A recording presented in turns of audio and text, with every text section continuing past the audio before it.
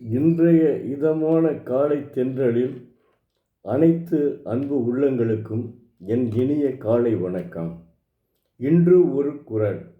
அதிகாரம் 16, பொறை உடைமை. குறள் எண் 158. மிகுதியான் மிக்கவை செய்தாரை தாம் தம் தகுதியான் வென்றுவிடர். தெய்வப்புலவர் திருவள்ளுவர்.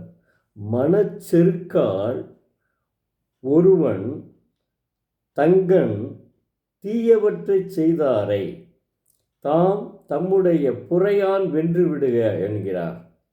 புரையான் என்பது பொறுமையால் வென்றுவிடுக என்கிறார். அதாவது தம்மிடம் உடல் வலிமை இருக்கிறது, தம்மிடம் செல்வம் இருக்கிறது, தம்மிடம் செல்வாக்கு இருக்கிறது, இப்படி தாங்கள் எண்ணி தம்மிடம் தீமையை விளைவித்தால், தீமை செய்தால், நாமும் நம்முடைய மன வலிமையால், செல்வாக்கால், நம்முடைய செல்வத்தால் நாம் அவர்களை எதிர்த்து தீமை செய்யக்கூடாது.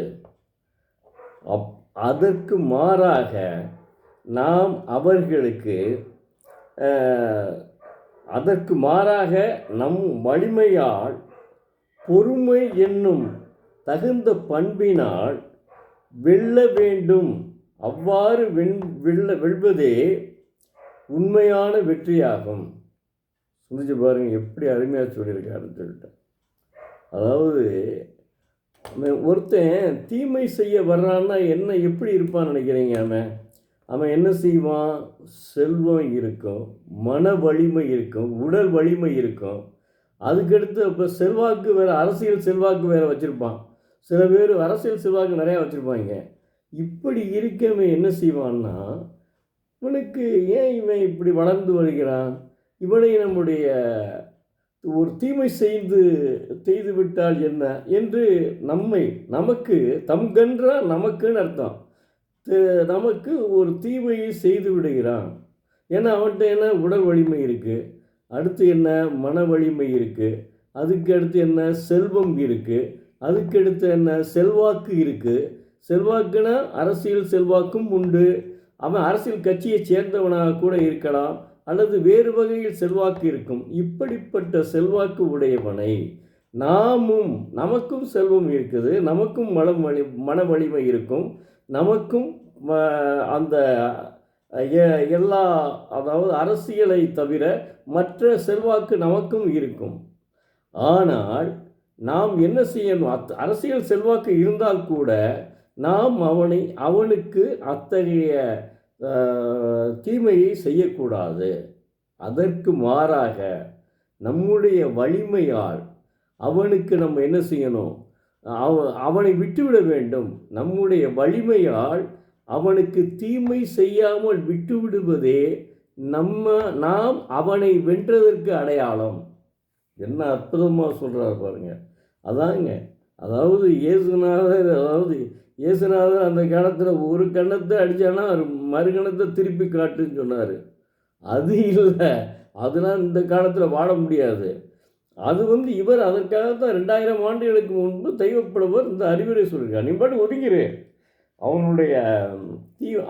அவனுடைய செல்வாக்கை நினைத்தோ அல்லது அதுக்கு பயந்தோ கிடையாது. அவனை விட்டு நம்ம ஒதுங்கி விடுறது நல்லது. அப்படி ஒதுங்கிட்டோம்னு வச்சுருங்க, நம்முடைய புகழுக்கு அதுதான் நம்ம வெற்றி. நாம் வெற்றி அடைந்தோம் என்றால் அதுதான் வெற்றி. அவனுக்கு நம்ம என்ன எதிரி, நமக்கு உள்ள செல்வாக்கு என்ன, அவனுக்கு உள்ள செல்வாக்கு என்ன, அப்படி என்று போட்டி போட்டுக்கொண்டு இருவரும் நாமும் அவனுக்கு அந்த தீமையை செய்தால் நாம் தோற்று விடுவோம். காரணம் வேணும்னா தெய்வப்புலவர் அப்படி தான் சொல்கிறார். அப்படி செய்யாத, அது உன்னுடைய தோல்வி.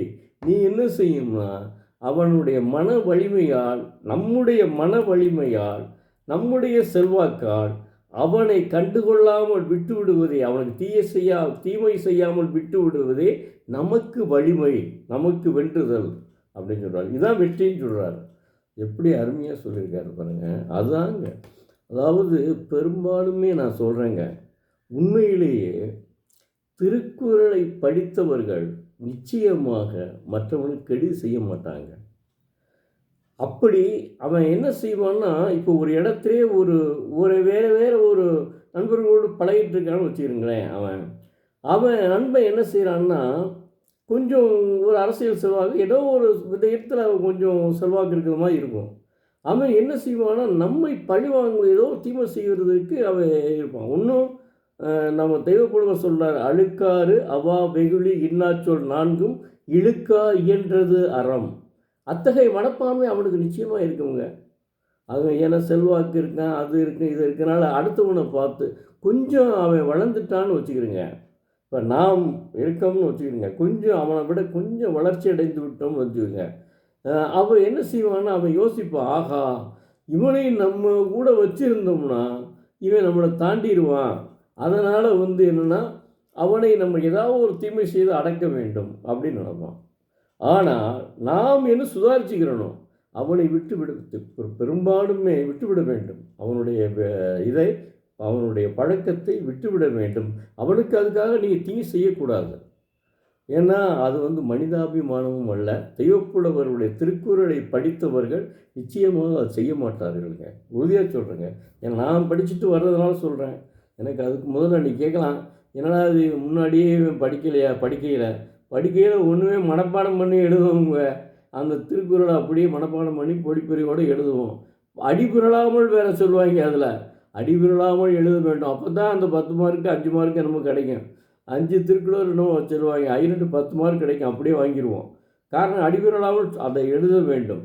அடிபிறழாமல் எழுதினா தான் அதுக்கு மதிப்பு. அப்போ எனக்கு என்னன்னே தெரியாது. இந்த பொறை உடைமைனா என்னன்னே தெரியாது. பொறை உடைமை என்பது பொறுமை உடைமை. பொறுமையாக இருப்பதும் பொறை உடைமை. அப்போ மனிதன் எவ்வளவு பொறுமையாக இருக்க வேண்டும் என்று பார்த்துக் கொள்ளுங்கள். ஏன்னா, நம்ம தமிழ் படித்தது எஸ்எஸ்எல்சி வரைக்கும் தான்.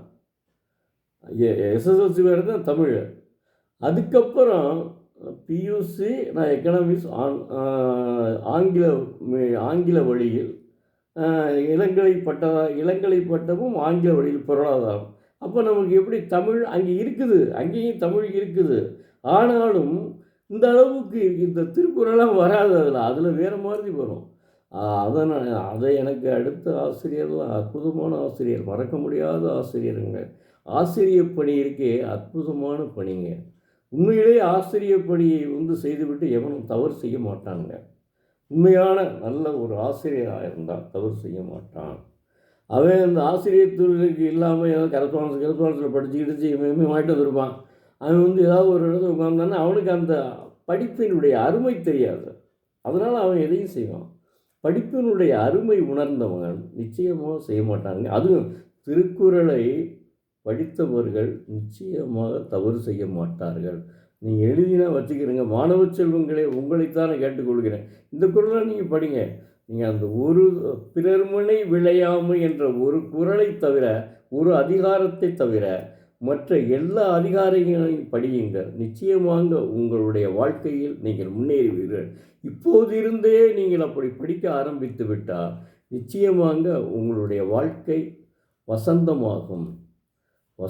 எப்போவுமே வசந்த காலமாக இருக்கும். நன்றி. நாளை மீண்டும் ஒரு குறளை பார்ப்போம்.